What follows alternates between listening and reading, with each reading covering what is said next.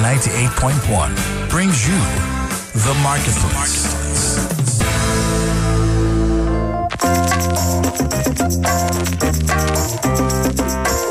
And yes, you're welcome to the Marketplace. Comes your way every Monday from 5:15 to about 5:30. That's right. That's right. It's your voice on the intro, isn't it? It is. Yeah, it is. Since we're talking about voices and intros, I'm wearing a pink. You know, pink is the new black. Hey.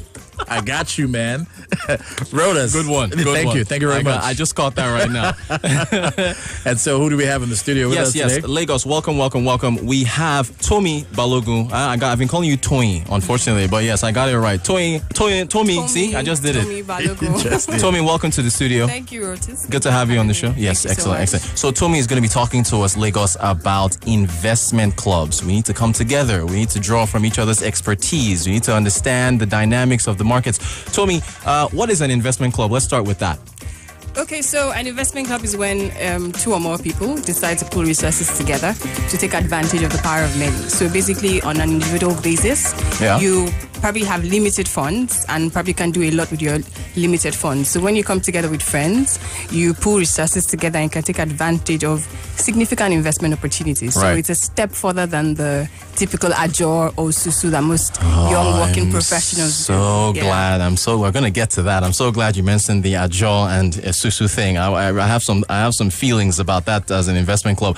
How'd you get started? When did you get started with your investment club? Okay, it was in 2011. I just received my admission into Lagos Business School. Okay. And it just hit me like a ton of bricks that I didn't have any tangible wealth whatsoever. Right. So I've been working for about 4 years and I had to pay fees, right? And then I was like, I just had this random investment in stock and so many other things. And it was a turning point for me. And I just thought, okay, things have to be different once I finished my MBA program. So right afterwards, I found 4 other friends who also saw the same things the same way that I did. Right. And we came together and we formed an investment club, and that's how we started. All right. And so as far as what you guys invest in, because I did send out a tweet telling people this is not the MMM type stuff. Absolutely not. Yes, primarily, what asset classes do you guys invest in? So no quick gets rich scheme. No quick rich, exactly. It's a very long-term plan. We want to build value. So in terms of asset classes, we've done equity. We built a stock portfolio. We have fixed income securities as well. And we've also invested in small and medium enterprises, SMEs. All right. So when we were talking about this before we got on air, you mentioned that this is a step up from the Ajo Susu thing.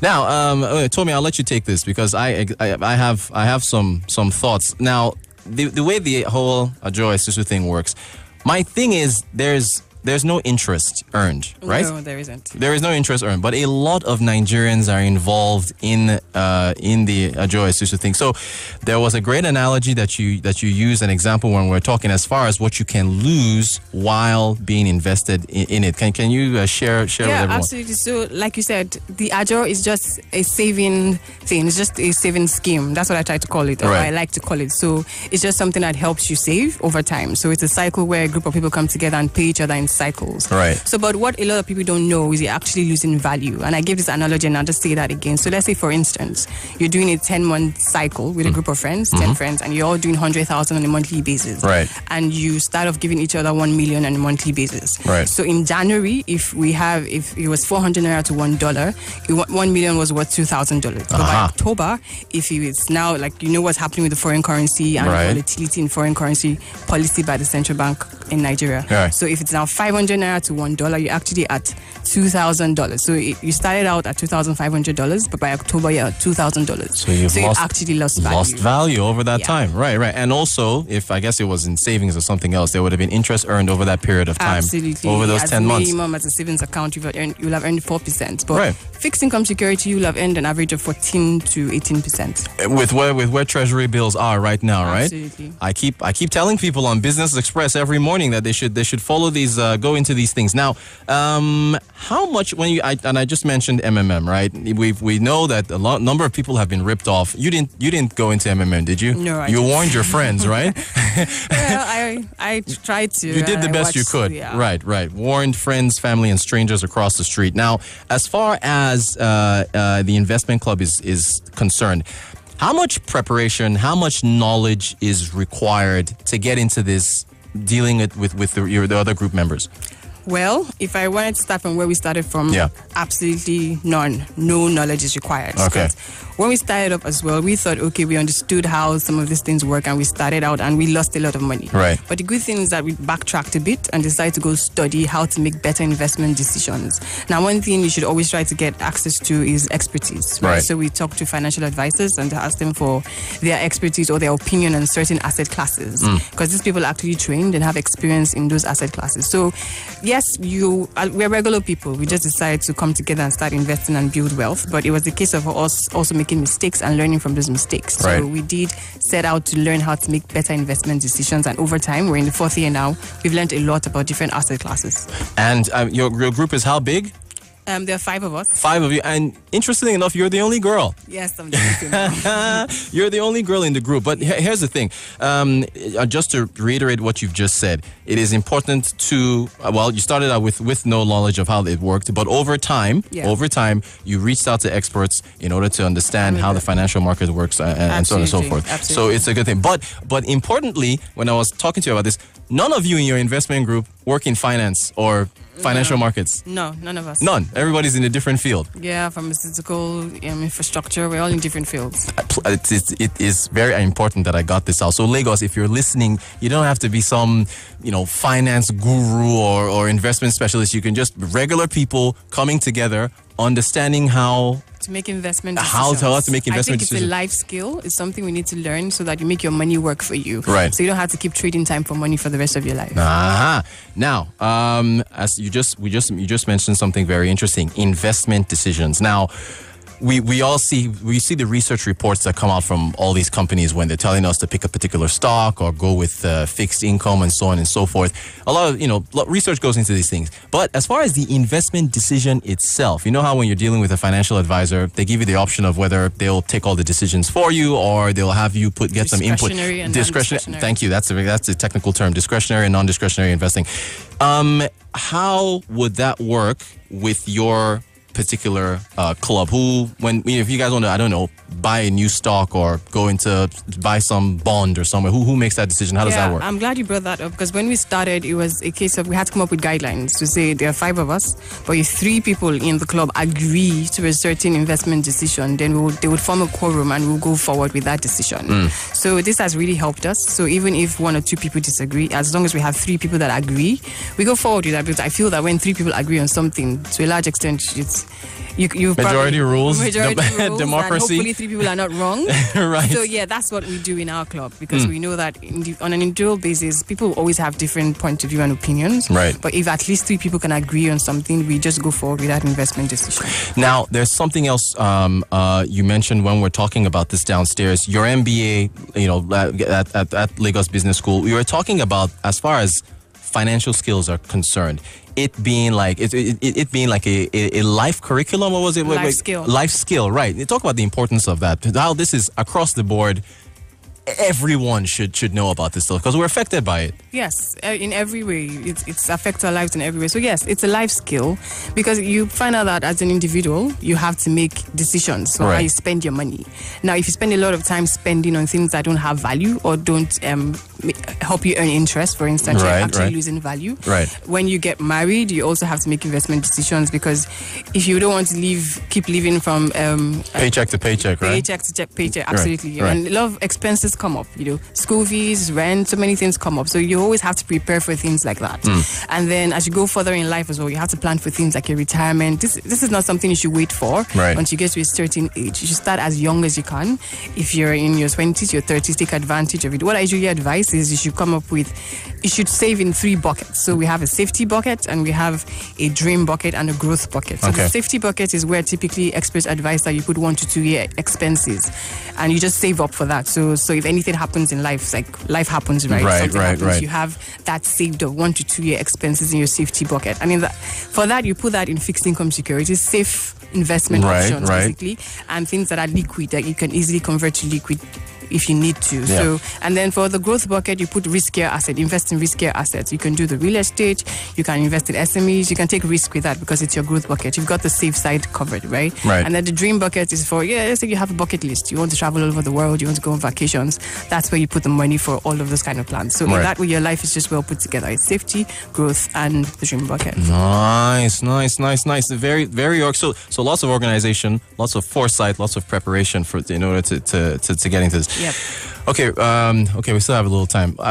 Okay, so here's my thing. I need to see more women involved in finance. Can you say anything? Okay, well, how come you guys didn't have more girls in your group? You're the only girl. Finance, unfortunately, is dominated by men. How do we do this? I've tried to do this on the marketplace, try to get as many entrepreneurs and finance experts that are female on the show in order to try to get this conversation going. What are your thoughts? Because I'm really impressed with what you're doing. Okay. Yeah, honestly, I really can't say. When we started out, I just had a lot of, those that were interested were male, they were guys. Right. And we just decided to come together. And I don't think any female friend I had indicated interest. Okay. Right now, they are all indicating interest. That's because they've seen it work out. So sometimes they don't like taking risks. I think that's one thing. So men are more risk averse, I guess. Absolutely. Men are more risk averse. Even in my investment club, sometimes I have to tell myself that, okay, Tomie, I've been too conservative here. Because they want to take more aggressive decisions. Right. And I'm like, oh no. So it's something that probably the female folk have to learn how to take more risk in terms of finance and step out and make more investment decisions for themselves as well. All right. Okay, well, let's let us share some of your social media. I think I already tweeted your handle before we got on air. What's your Twitter handle? It's Tomie, Tomie_Balogun. So Tomie with an E. I misspelled that. I think you're the first Tomie with an E I've ever met. So I thought it was Tomie. Okay, cool. And then you have a website? www.tomiebalogun.com. So Tomie with an E, Tomie Balogun.com. So people can go get more information. Finally, Tomie's going to stick with us for the Leadway Happiness. She's actually going to be with us on that other side. But real quick, before we end this segment of the marketplace, I just want you to say a word about people not expecting to get big returns when they first start out, and the bumpy road, right? Don't expect a quick win as far as the investments. There are losses and there are gains. Absolutely. Yeah. So when you start out on your investment journey, you need to understand that there will always be opportunities. Opportunities come and go. Right. Some of them might probably be quick wins. Right? Okay. To be honest, some might actually be quick wins, but you need to understand that high risk, high returns. If you take a lot more risk, you get more returns. So, and then with a lot of these returns as well, you might lose money. So it's like you said, it's a bumpy road. Right. You make some investment decisions, you lose money. Some you gain, you lose some, you gain some. But you just need to always understand that it's a plan. Right. It's not it's not something you make on a random basis. It's not something that you just get up and invest in this and that. And you have to have a plan and say that this is what I'm working towards. Right. If you look at those on the Forbes list, for instance, they had a plan. It was more like, we're working towards something. I was working towards owning a certain percentage of shares of this particular company. Right. So on that road, I went towards that goal. So all of that. Good stuff. All right. That brings us to the end of the marketplace. Thank you so much, Tomie Balogun, for joining us. But again, you'll be on the other side in a few seconds with the Leadway Happiness. So thanks, guys, for tuning in. See you on the other side. Hey, I'm Joe Hansen. Want to know why I'm smooth? I love to be creative. I love to make people laugh. I love to dance. I love me some good food. I love me some good music. Movies. Especially adventures. And I love Smooth 98.1.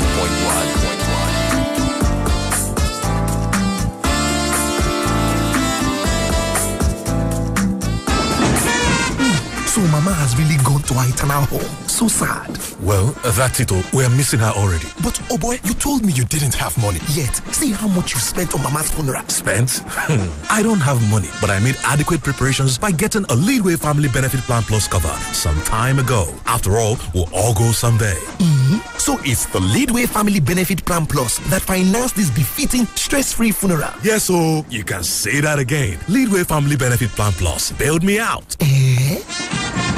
The The Leadway Family Benefit Plan Plus is a one-stop funeral insurance policy that provides handy financial support for burial expenses and helps cushion the loss of income to the immediate family of the policyholder. Sign up for the Leadway Family Benefit Plan Plus today. For more details, please call 01-2800-700 or email lcs@leadway.com. You can also visit any of our offices nationwide. Leadway Assurance Company Limited. Efficient and reliable. Every song we play brings you closer to a brighter day. Tonight we can take what was wrong and make it right. Have music. I need you so. Love line. So take these broken wings and learn to fly again. Learn to live so free. And when we hear the voices sing, the book of love open and let us sing.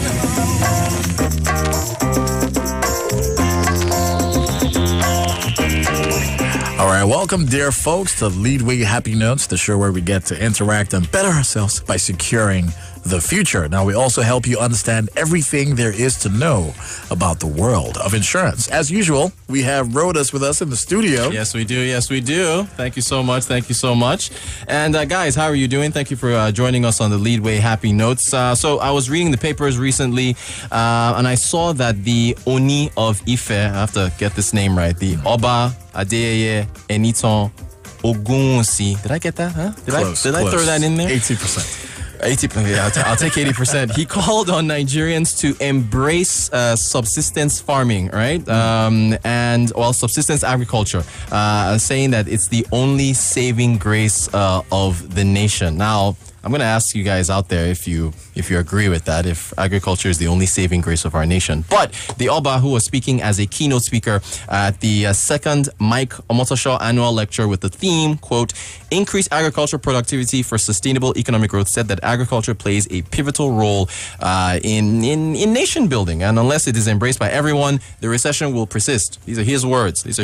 So also, funny enough, interesting enough, there was a public opinion poll that was released by NOI Polls late last year. It revealed that more than 9 in 10 Nigerians regard agriculture as one of the most viable means of driving the nation's economy positively and pulling it out of its current recession. Many of us seem to agree, right? The survey said that Nigeria has abundant arable land, over 170 million people. You combine all that together, along with the ability to grow a broad range of agricultural produce, can become a leading agricultural power in the country. Now, here's the thing. When you break down the numbers a little further, 78% of respondents disclose that they or their immediate family members engage in farming. All right? Now, I'm wondering if that includes the people who are listening to this right now. But only 15% indicated that they themselves were involved in commercial farming. Also, in addition, the poll found that just 35% specified that they were engaged in subsistence farming, which is what the OBA called for, while 50% mentioned that they're involved in both subsistence and commercial farming. So here is the question.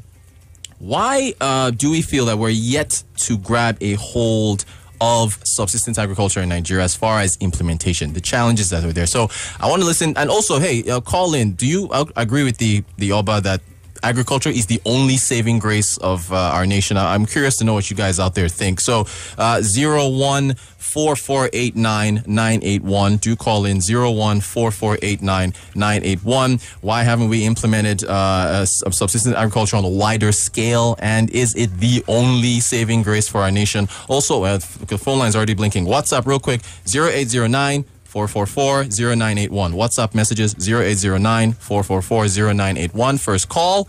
Hello. Yes, who's there? This is Amaka from Satellite. Amaka, good afternoon from Satellite Town. Thank you so much for calling in. Yeah, you're welcome. Thank you. Yes, agriculture is going to be very good for our country, but it's not the only saving grace we have. What about our solid minerals? What happens to them? We do not even tap into that sector at all. We don't even hear anything about it. It's like the Ministry of Solid Mineral Affairs is just there. Right. For nothing. So we will harness a whole lot of resources from our solid minerals. Okay. If we can tap into them. We have so many still. We have so many solid minerals, and none of them don't tap into them. Even the little we're able to mine, we just sell them off. We don't refine any.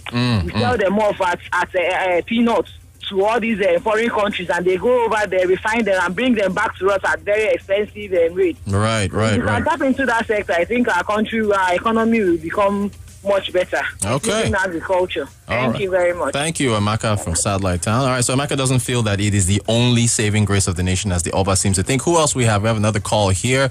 Good afternoon.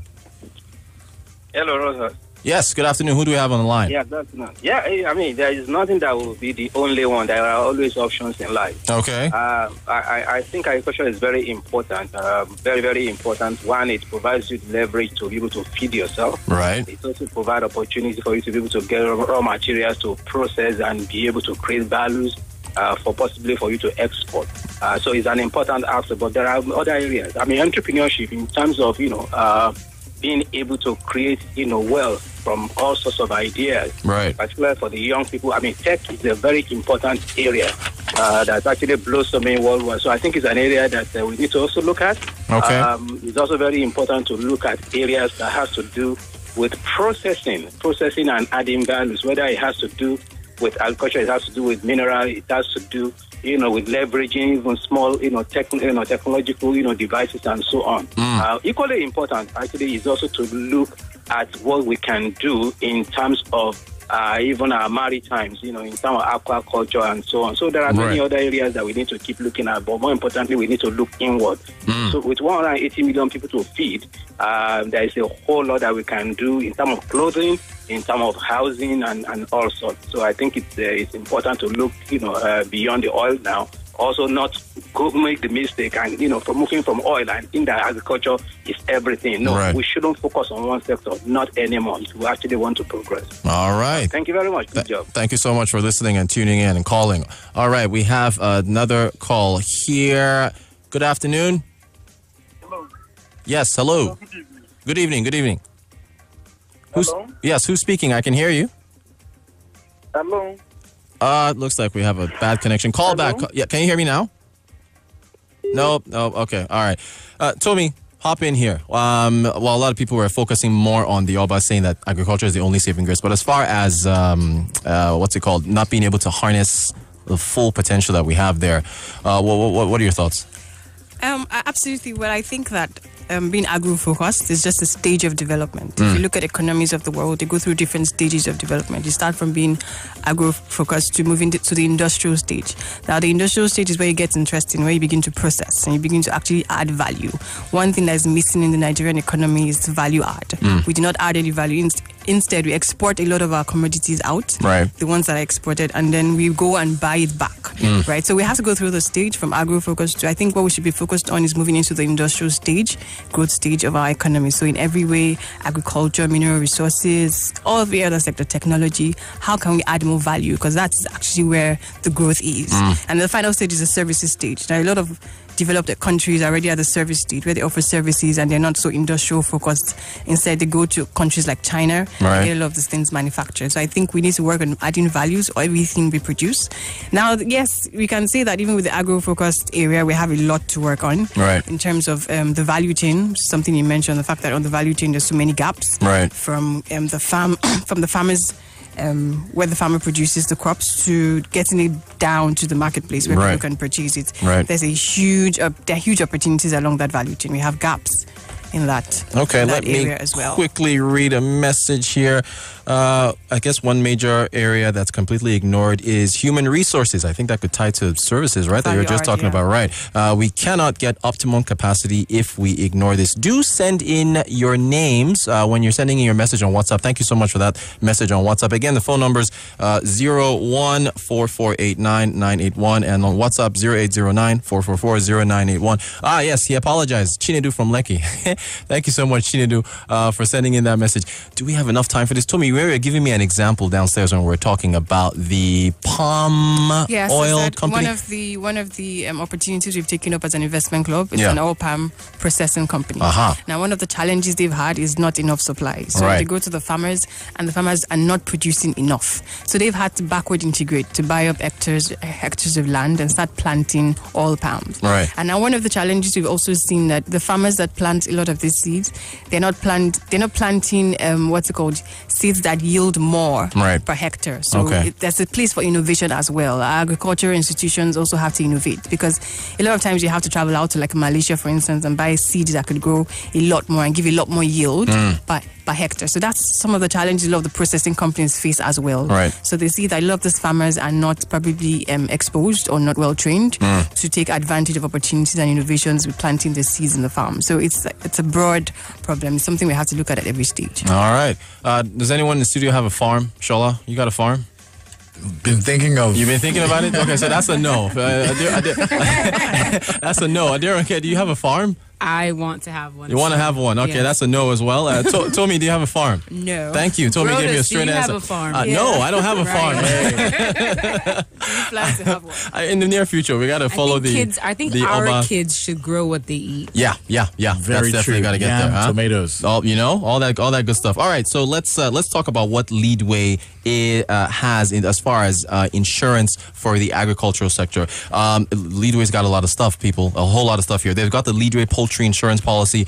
This policy covers your liability as a poultry farmer or investor in the event of death of your birds, which may be caused directly by fire, flood, windstorm, lightning, accident, disease. The policy secures the capital you have invested and pays the assessed value of your birds in the event of death. They've also got Leadway Fish Farm Insurance Policy. This policy covers your fish against death and also insures the fish pond against any collapse as a result of an accident in the event of death of your fish stock or collapse of the fish pond. Standard coverage provided by this policy will pay the assessed value of the fish lot and the amount required to restore the fish pond back to its position, respectively. I particularly love fish because it's lots of protein. Shola, you lift weights. We go to the gym a lot. Yes. We love protein. Oh, of course. We love fish, all right? Fish is okay. Leadway Farm Property and Produce Insurance Policy. This policy covers your farm against loss or damage to your farm property, example, your warehouse and farm equipment, and agricultural produce that is caused directly by, again, fire, lightning, floods, explosions, and other perils. The benefit accruable to this policy is compensation when your farm property or agricultural produce has been damaged or destroyed by any of these items that we've mentioned. So, in order to take advantage, after you guys open up your farms and you either into poultry or fish or your property on your farm to protect them, call the good folks at Leadway at 01-2800-700 to speak with a customer service, a member of the customer service care team. You can also reach out to them on social media. They're on Twitter at Leadway Insure. They're on Facebook, facebook.com/Leadway Assurance. They're also on LinkedIn at Leadway Assurance. They're on Google Plus, Leadway Assurance. Even on YouTube, the username is Leadway Assurance. And get this, they're on BBM as well. They are. Yeah. I'm going to give out the code.